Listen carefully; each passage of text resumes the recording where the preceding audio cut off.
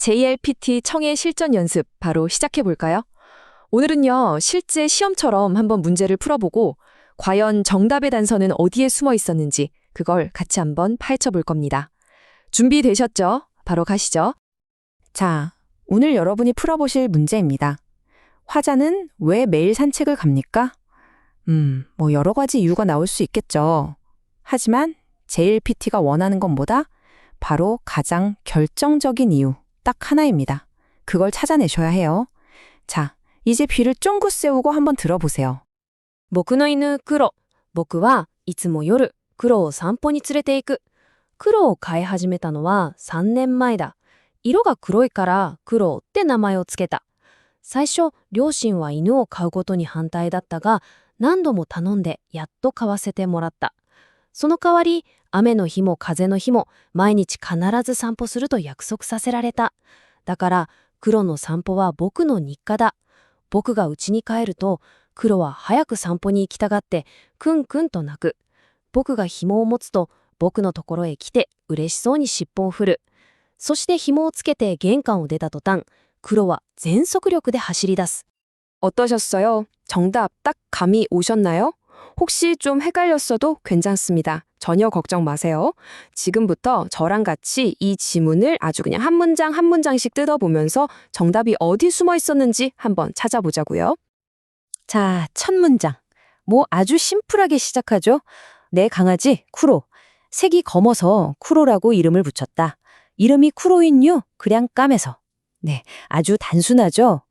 여기까지는 별다른 함정 같은 건 없어 보입니다. 자, 그런데 바로 여기서부터 이야기가 살짝 재밌어집니다.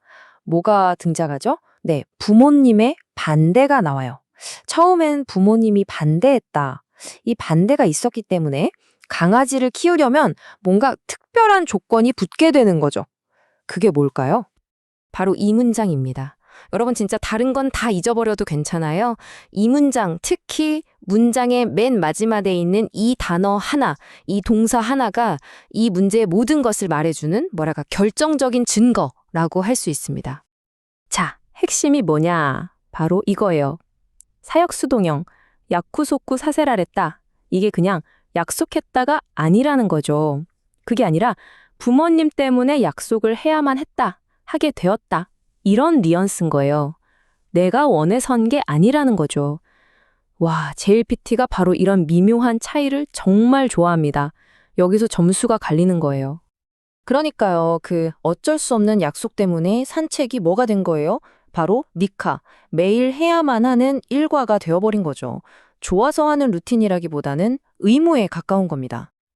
자, 그런데 이제 이런 묘사들이 나옵니다. 집에 오면 쿠로가 막 킁킁거리고 꼬리 흔들고 너무 귀엽죠. 바로 이게 우리를 헷갈리게 만드는 아주 교묘한 함정입니다. 이걸 보면 어때요?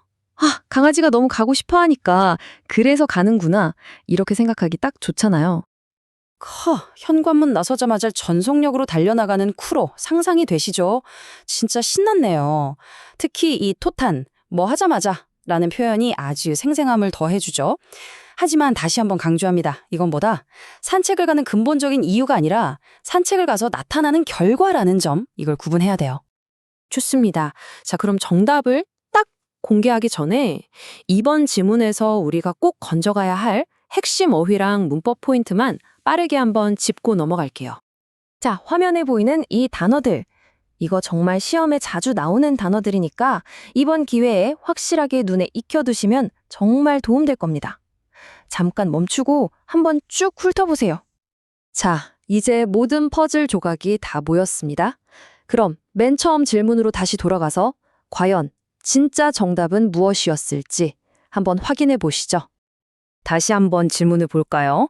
화자는 왜 매일 산책을 갑니까? 이 사람이 매일 비가 오나 눈이 오나 산책을 가는 그 근본적인 이유가 뭐였죠?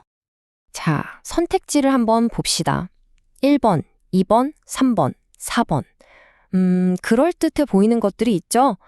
이 중에 몇 개는 맞는 말일 수도 있어요. 하지만 지문에서 그래서 간다 라고 직접적으로 말한 이유는 딱 하나뿐입니다. 정답은 네, 바로 3번이죠. 왜 3번일까요? 이게 중요해요. 1번, 산책이 즐거워서, 2번 강아지가 가고 싶어 해서 이거 다 맞는 말일 수 있어요. 하지만 이건 전부 부모님과의 그 강제된 약속 때문에 시작된 일이잖아요. 그러니까 1번과 2번은 결과에 가깝고 이 모든 일의 시작, 그 근본적인 원인은 바로 3번, 부모님과의 약속인 거죠. 바로 이겁니다. 오늘 여러분이 꼭 기억하셔야 할 포인트예요. JLPT청에는 그냥 무슨 일이 있었나만 듣는 시험이 아니에요. 왜 그런 일이 일어났고 누가 그 행동을 하게 만들었는지 그 숨겨진 관계를 파악해야 한다는 거죠. 그냥 약속 후 씻다가 아니라 약속 후 사세를 했다. 이 사역수동형을 딱 듣는 순간 아, 이건 내가 하고 싶어서 한 게 아니구나. 바로 캐치했어야 합니다. 사실상 거기서 게임은 끝난 거였죠. 네, 오늘 정말 수고 많으셨습니다. 그럼 이걸로 끝이 아니라 이번 주에 여러분이 드라마를 보시든 뭘 듣든 간에 혹시 이런 사역 수동형 표현이 들리는지 한번 의식적으로 찾아보는 건 어떨까요? 이런 작은 노력이 쌓여서 실력이 되는 거거든요. 꾸준함이 합격의 지름길입니다. 그럼 저는 다음 분석에서 다시 뵙겠습니다.